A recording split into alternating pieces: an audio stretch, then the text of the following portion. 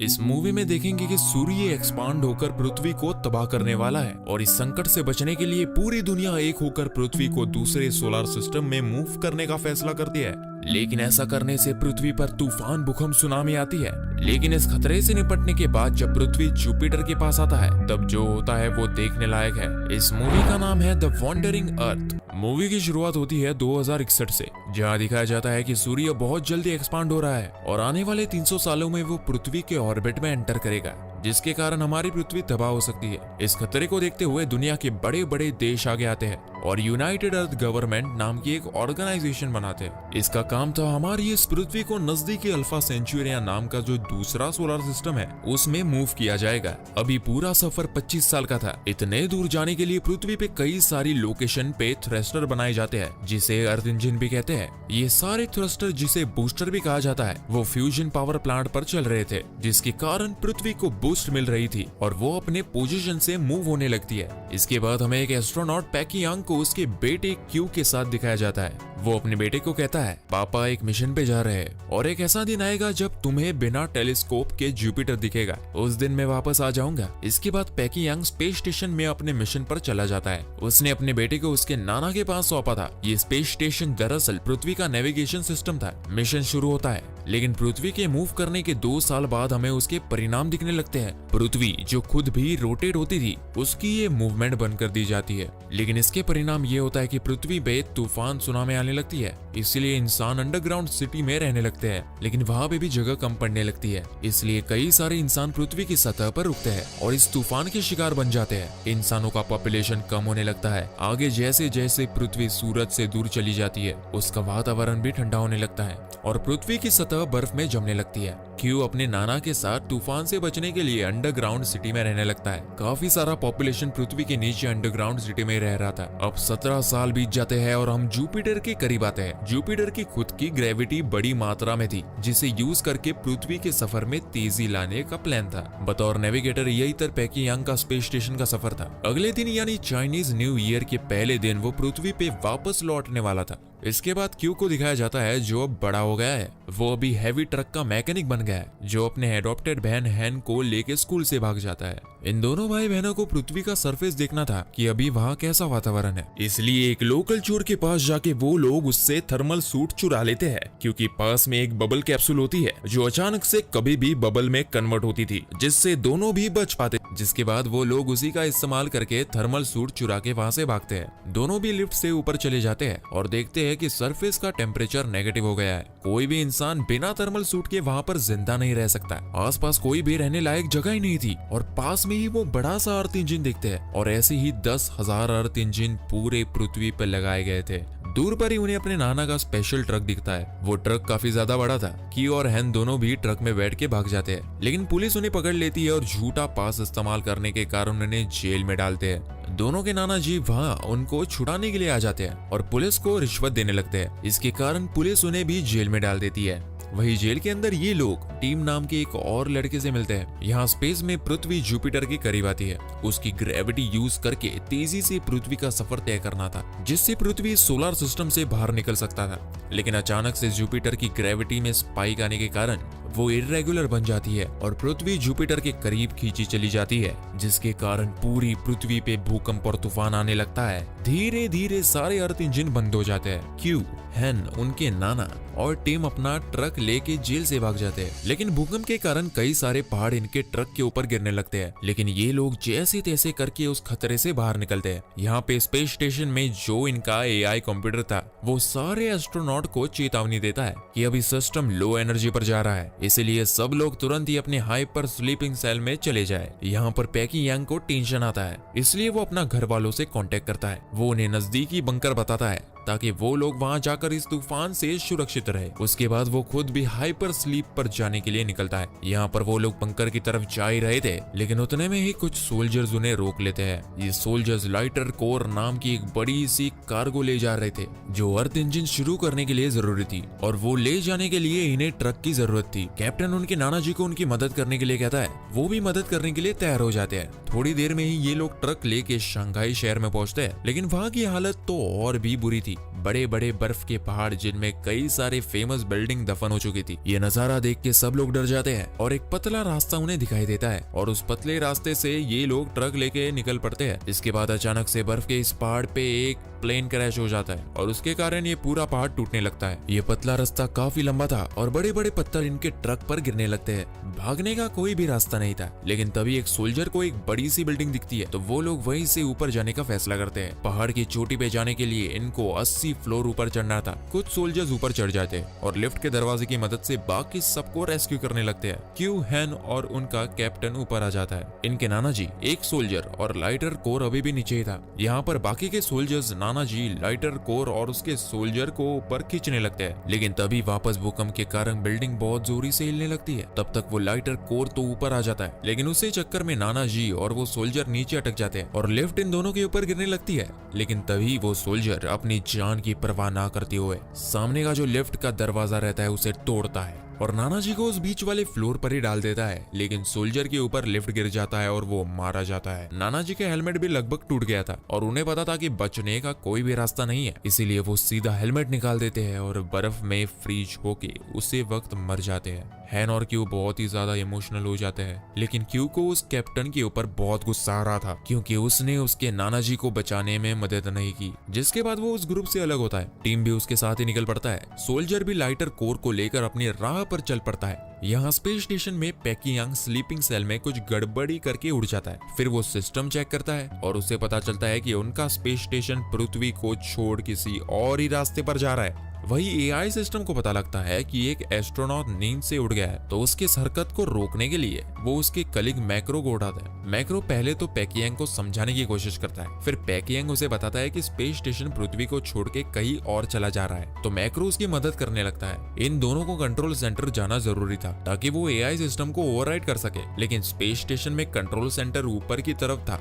जिसके लिए इन्हें स्पेस में जाकर ऊपर जाना था। दोनों भी अपना सूट पहन लेते हैं और बाहर की ओर चले जाते हैं। इन दोनों को बाहर की ओर जाते हुए देख एआई सिस्टम अपना सिक्योरिटी प्रोटोकॉल एक्टिवेट करता है। अब क्योंकि ये दोनों रूल के खिलाफ काम कर रहे हैं, इसलिए इस प्रोटोकॉल के अनुसार इन दोनों को भी मार डालना जरूरी था, तो वो बाहर से इन दोनों पे हमला करने लगता है। इस अटैक के कारण दोनों को काफी ज्यादा दिक्कत आती है। इसी अटैक में मैक्रो मारा जाता है। पैकियांग को अपना साथी खो जाने के लिए काफी दुख होता है, लेकिन थोड़ी देर के बाद वो कंट्रोल सेंटर में आता है, लेकिन वहां पर उसे पता लगता है कि उसके सारे अधिकार रद्द कर दिए गए हैं और अब वो इस मिशन को बदल नहीं सकता। यहाँ पर क्यू, हैन और टीम दोनों को भी अपने रास्ते में एक नया ट्रक दिखता है। वो लोग उस ट्रक में जाते हैं और उन्हें उस ट्रक में ली नाम का साइंटिस्ट मिलता है जो बहुत ज्यादा जख्मी था। ली उन्हें बताता है कि जुपिटर की ग्रेविटी अर्थ के एटमॉस्फेयर को अपने तरफ खींच रही है, इसके कारण कोई भी प्लेन हवा में उड़ नहीं सकता और इसी के कारण वो क्रैश हो गया है। आगे वो बताता है कि ट्रक में टॉर्क इंजन यानी बहुत बड़ा अर्थ इंजन जो उन्हें सुलावेसी इक्वेटर पर लेकर जाना है और वहाँ का मेन इंजन शुरू करना है। उस ट्रक को लेकर क्यू अपने घर लौट सकता था, लेकिन फिर भी वो ली की मदद करने का सोचता है और सब लोग सुलावेसी इक्वेटर पर जाने के लिए निकलते हैं। यहाँ पर पैकियांग एआई सिस्टम की कमांड को बदलने के लिए मेन कंप्यूटर रूम में जाता है, लेकिन तभी उसे एआई सिस्टम बताता है कि ये जो भी चेंजेस चल रहे हैं वो उसके खुद के नहीं है, बल्कि ये प्रोग्राम खुद यूनाइटेड अर्थ गवर्नमेंट ऑर्गेनाइजेशन का ही है। जब भी पृथ्वी को खतरा साबित होगा तब इस ऑर्गेनाइजेशन ने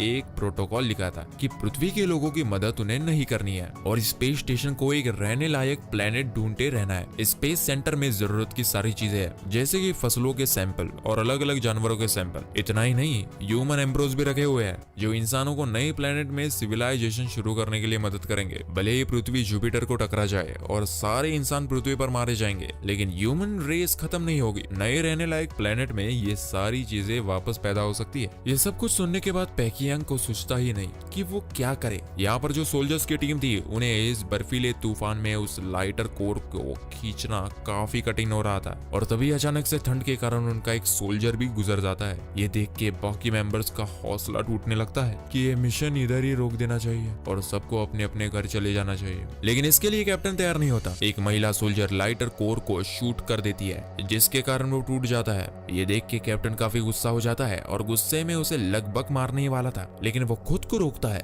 लेकिन तभी वहां पर क्यू अपना ट्रक लेके आता है और उन्हें बताता है कि ट्रक में एक और टॉर्क इंजन है जो वो लोग सुलावेसी लेके जा रहे हैं। इस मिशन के लिए उन्हें सोल्जर्स की मदद लगेगी, इसीलिए सारे सोल्जर्स उसको ज्वाइन करते हैं और कुछ समय के बाद वे लोग सुलावेसी पहुंच जाते हैं। लेकिन वहां पहुंचने के बाद उन्हें रियलाइज होता है कि किसी और टीम ने इंजन को पहले से ही स्टार्ट कर दिया है, बल्कि पृथ्वी के बाकी सारे बूस्टर पहले से ही चालू हो गए हैं। लेकिन इसके बावजूद पृथ्वी अभी भी जुपिटर की ओर खींची चली जा रही है। पृथ्वी से जुपिटर को काफी क्लियरली देखा जा सकता था। स्पेस स्टेशन में एआई सिस्टम अनाउंसमेंट करता है कि अभी पृथ्वी के पास सिर्फ 7 दिन बचे हैं। आखिरी दिन पृथ्वी जुपिटर से टकरा जाएगी और सब कुछ नष्ट हो जाएगा। यही अनाउंसमेंट एआई सिस्टम पृथ्वी पर भी करता है। ये खबर सुनते ही पूरी दुनिया में मातम मच जाता है। यहाँ पर साइंटिस्ट ली भी जोर जोर से रोने लगता है कि हमारे पास सिर्फ कुछ ही दिन है, क्योंकि पृथ्वी की सारी हवा जुपिटर की ओर खींची जा रही है और हमारे पास एक दिन के बाद ऑक्सीजन भी नहीं बचेगा। यहाँ पर क्यों वो लगातार जुपिटर को ही देख जा रहा था और अचानक से उसे अपने पिताजी की एक बात याद आती है कि जुपिटर में काफी ज्यादा मात्रा में सिर्फ हाइड्रोजन ही है। तभी वो एक प्लान सोचता है कि अगर थ्रस्टर्स से हमने जुपिटर के हाइड्रोजन को इग्नाइट किया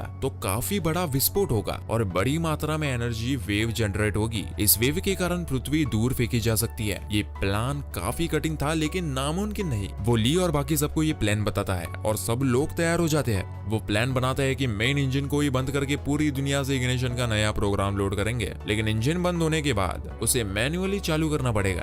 अब इस प्लान के अनुसार टीम और क्यू दोनों लाइटर कोर को मेन इंजन में डालेंगे। मैनुअल इंजन स्टार्ट करने के लिए एक सोल्जर की टीम आ जाएगी, तो तीसरी टीम होती है ली और बाकी साइंटिस्ट की, जो कि कंट्रोल रूम में जाके वो प्रोग्राम लोड करेंगे। हैन और जो महिला सोल्जर होती है वो कम्युनिकेशन रूम में जाएगी। इसी प्लान के अनुसार सब लोग अपने स्टेप्स लेते हैं, लेकिन इस मिशन में कई सारी दिक्कत आती है। जैसे ही टीम और क्यू दोनों लाइटर कोर को इंजन में डालते हैं तो एक लॉग बीच में आता है, जिसके कारण वो पूरा प्रोग्राम अटक जाता है। वही इग्निशन पिन काफी बड़ी थी, इसलिए सोल्जर की मैन पावर कम पड़ने लगती है और यहाँ पर ली का प्रोग्राम भी 99% पे आके हैंग हो जाता है। लेकिन तभी हैन पेकियांग को कांटेक्ट करती है। पेकियांग को वो उनका सारा प्लान बताती है ताकि कुछ मदद मिल सके। पेकियांग यूनाइटेड अर्थ गवर्नमेंट ऑर्गेनाइजेशन के अधिकारियों से परमिशन लेने के लिए उनको कांटेक्ट करता है। यहाँ पर वो लोग सिर्फ एक ही हेल्प करने को तैयार होते हैं कि जो बच्ची का मैसेज है वो उसे पूरी दुनिया में ब्रॉडकास्ट करेंगे। फिर उसके बाद हैन अपना मैसेज पूरी दुनिया में ब्रॉडकास्ट करती है और कहती है कि मैं और सोल्जर्स की टीम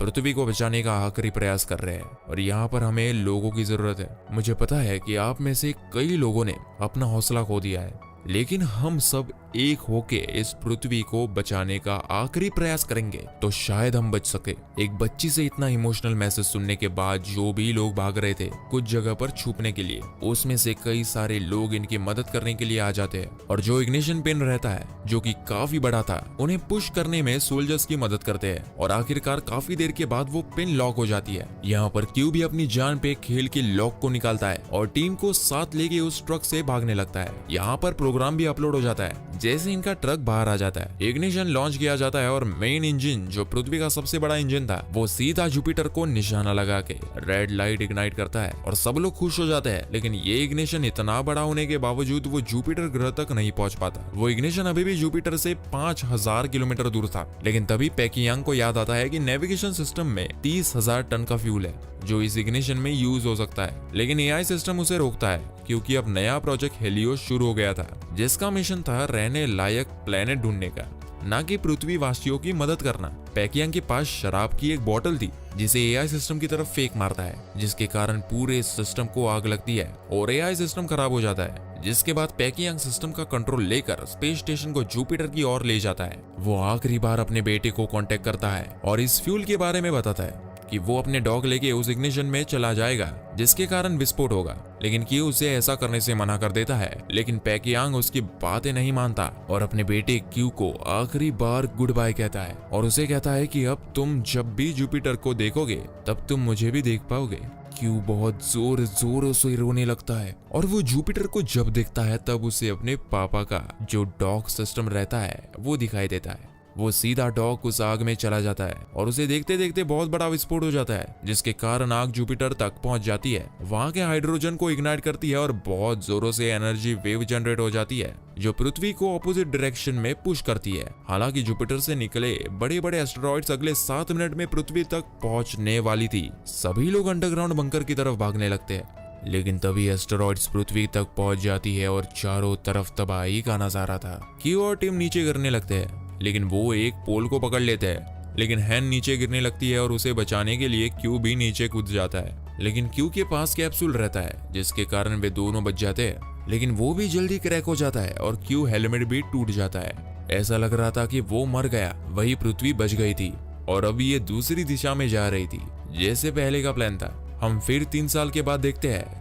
क्यू बच गया था, लेकिन उसके चेहरे पे बहुत बड़ी जख्म आई थी और दूसरी सोलर सिस्टम में जो जाने का ये जो मिशन का सफर है वो अभी भी जारी था। सब लोग अभी भी अंडरग्राउंड सुरक्षित रह रहे थे। क्यू जो है वो भी जूनियर ड्राइवर बन गया था और सब लोग उसे काफी रिस्पेक्ट के साथ देख रहे थे, जिसके साथ ही मूवी यही खत्म हो जाती है। दोस्तों कमेंट करके जरूर बताएं कि आपको हमारी एक्सप्लेनेशन और ये मूवी कैसी लगी, और अगर पसंद आए तो लाइक और शेयर जरूर कीजिएगा।